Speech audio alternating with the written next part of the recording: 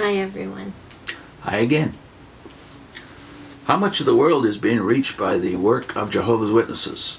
Here's what Ray Franz has to say in the chapter, The Greatness of the Good News in Search of Christian Freedom, chapter 15. Factually, Jehovah's Witnesses today are contacting at best about 1/2 of Earth's population to any extent worthy of mention. In certain countries, the coverage is intensive, and in the Western Hemisphere, Europe, and some other lands, witnesses visit homes in some areas with a frequency that can be as often as every few weeks. Yet even in such countries, including the United States, in which the Watchtower organization had its birth, the fact is that what is said at the door is short, usually quite routine, and almost always centers around the offer of certain literature. The great majority of people have only a vague idea as to what the organization teaches, what its message is about. One need but ask persons at random in such countries what they know of Jehovah's Witnesses to find that, though they may view witnesses as basically good people, for a large percentage, the only thing they know of the witness religion is that they take literature from door to door, are at odds with other religions, and perhaps that they do not accept blood transfusions or do not vote or similar negative positions. Because of a basic good-heartedness, many witnesses feel disturbed at the thought that the destiny of either eternal life or of everlasting destruction is supposedly going to be decided through Earth's population's response to their organization's public proclamation. The view has been advanced that the death, with no possibility of a resurrection at Armageddon, of hundreds of millions of people in countries like China or Pakistan or India is justified by what is called community responsibility. But this does little to satisfy such concern.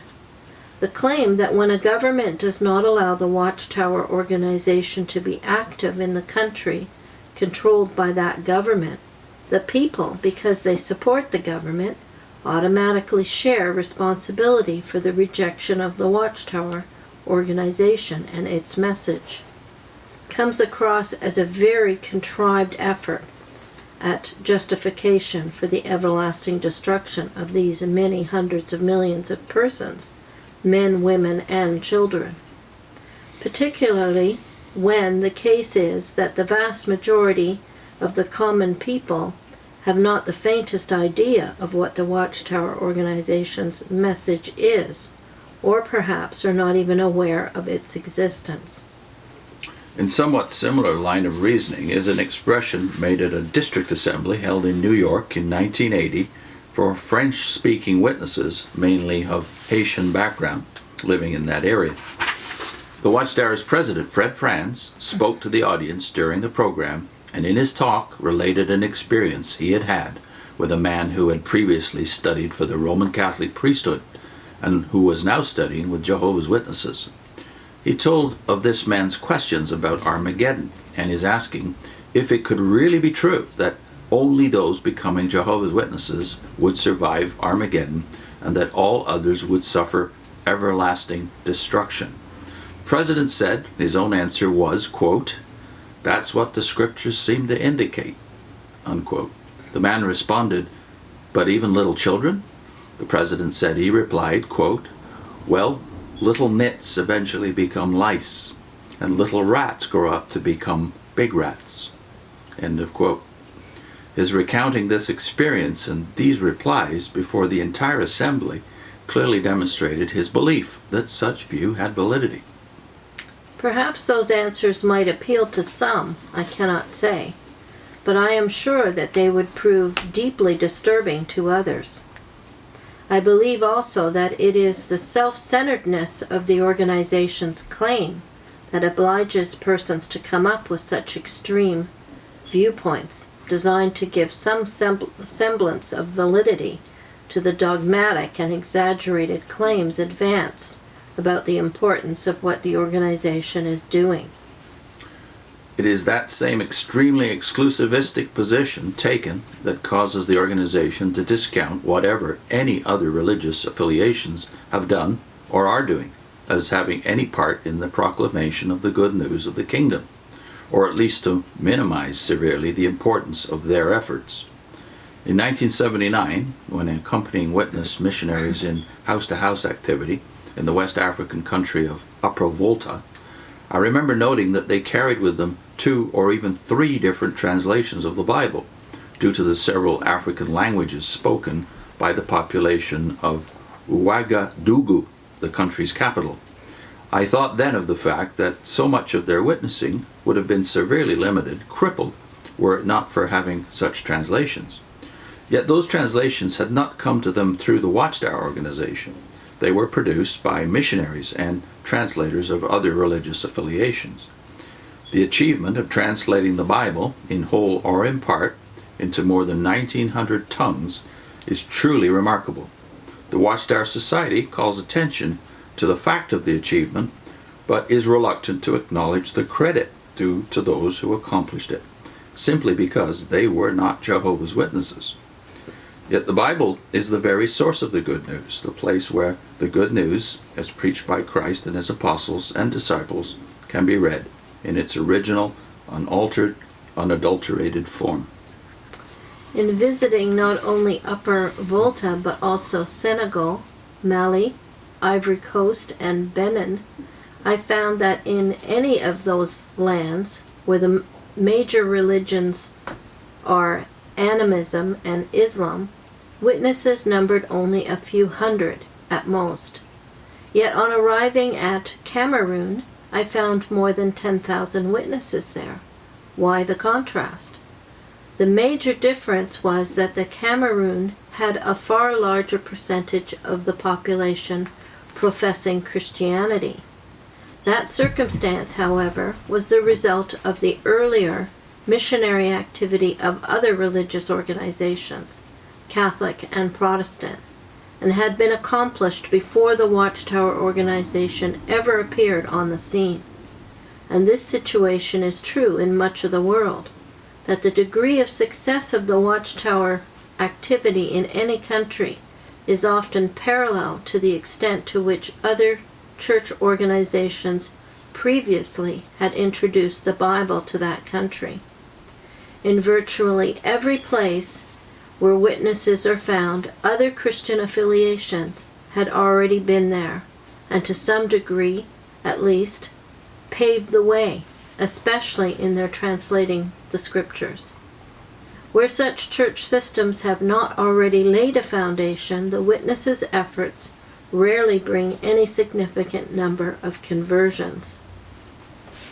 To make it appear that, once the apostolic period of the first century had ended, little of anything was accomplished as to the spread of the good news for the next 17 centuries, until finally the Watchtower organization appeared in the late 1870s, is to make Jesus' words at Matthew 28:18-20 seem quite hollow.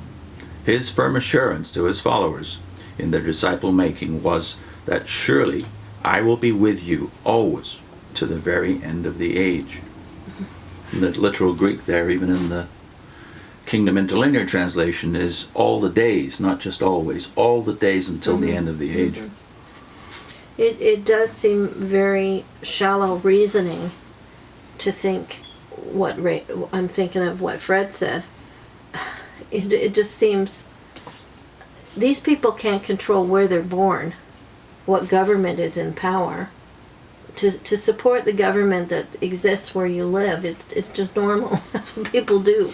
A lot of countries, you have no say at all. You just follow. So they are responsible for that?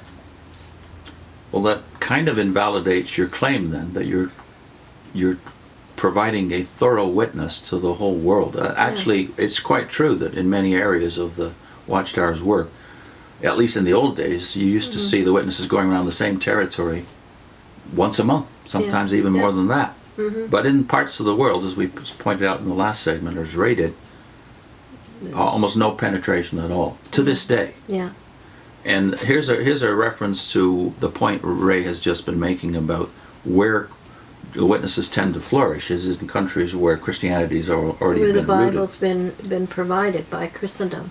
Now he talks about China in the footnote. Even in China, where witnesses have established a bare foothold, there are some 4,000 Protestant churches that have reopened since the violent cultural revolution of 1966 to 76.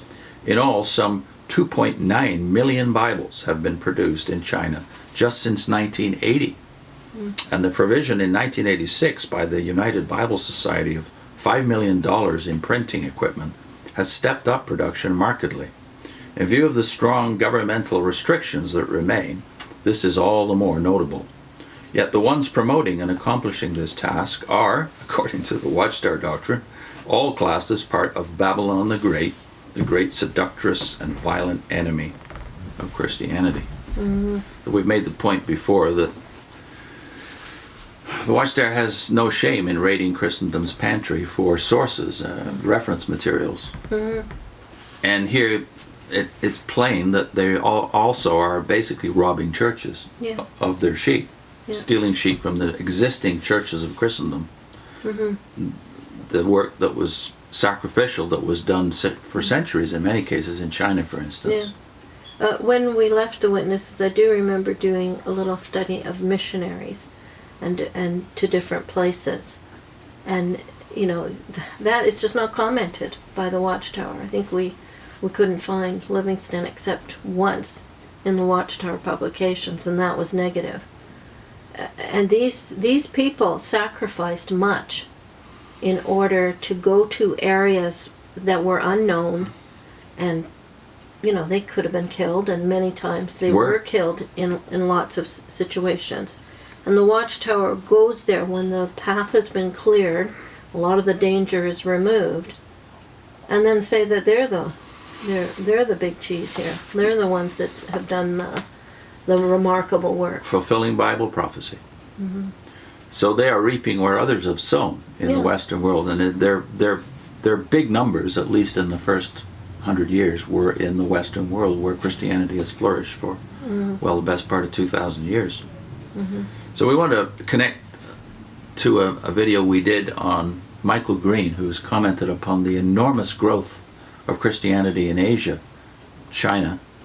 The number now apparently is something like 75 million Chinese Christians, which has generated a crackdown just in recent years because of the influence of Christianity in China. That amounts to 1 in 15 people in China who are officially Christian at this point. So we'll link to the Michael Green video on that subject, and also to one we did on John 14, how 2 Jehovah's Witnesses lost faith in their own opinions. Well, we have John as well as Matthew 28 predicting from the words of Jesus what the future of the church will be. Will the Great Commission be postponed for 1800 years? Not according to Matthew, and not according to John 14. See you next time.